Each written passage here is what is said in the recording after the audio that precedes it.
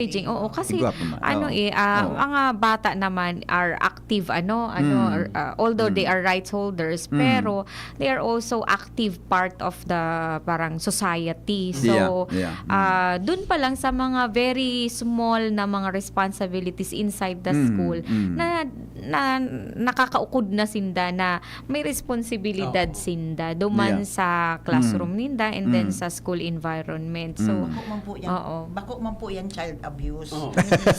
Iyo. Regular na nangyayari. Iyo.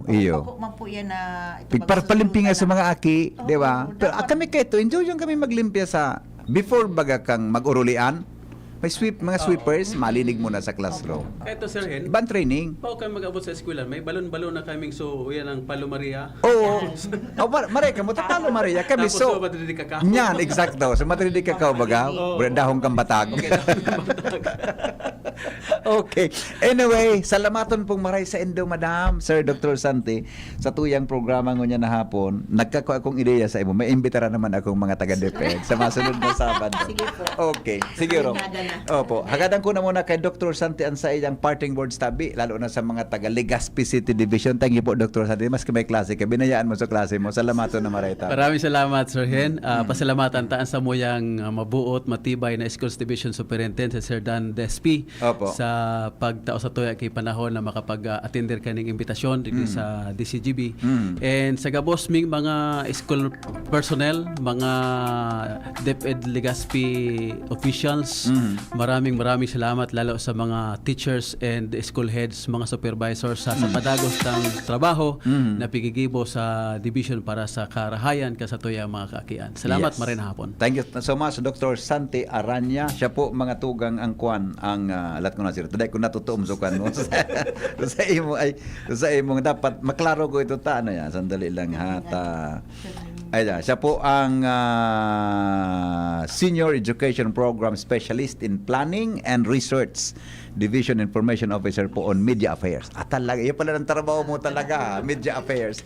Opo, Dr. Butch. Yes. Ano po ang sa tuyang mensahe sa mga nagdatanggol muna? Okay, good afternoon once again.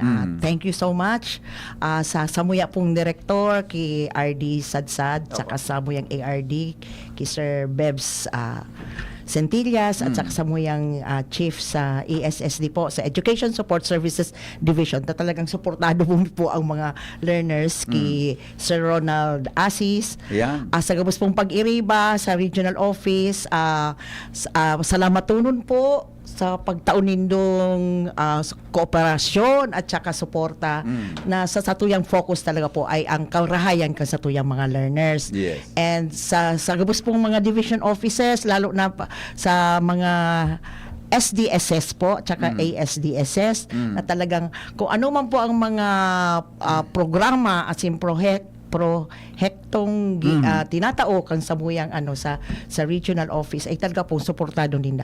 Actually po sa health po kasi meron din kaming part of the Oplan sa kalusugan. Iyo po itong wash in school, meaning to say nyaon po itong wash sanitation din po. Nyaon din po diyan. So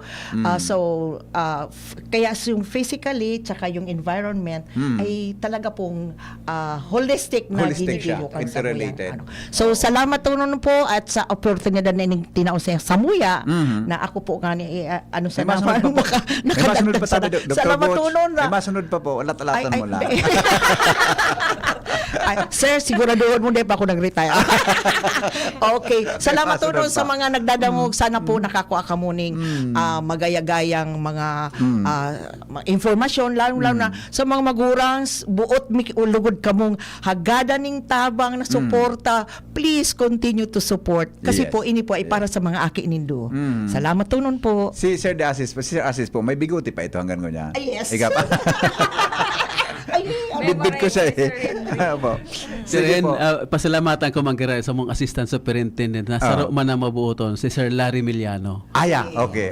Namit ko na siya. Albayan. Iyo nga. Taga-Albay siya, di ba? Taga Rapurap. Rapo. Very good. Opo. Ma'am Tin. Salamat tunon po Sir Henry sa pag-imbita po sa MUYA sa DepEd Regional Office 5, as in sa mga pag-iribami po sa DepEd RO 5 kay RD Gilbert. Salamat tunon po kay ARD Bebs, kay Sir As assist.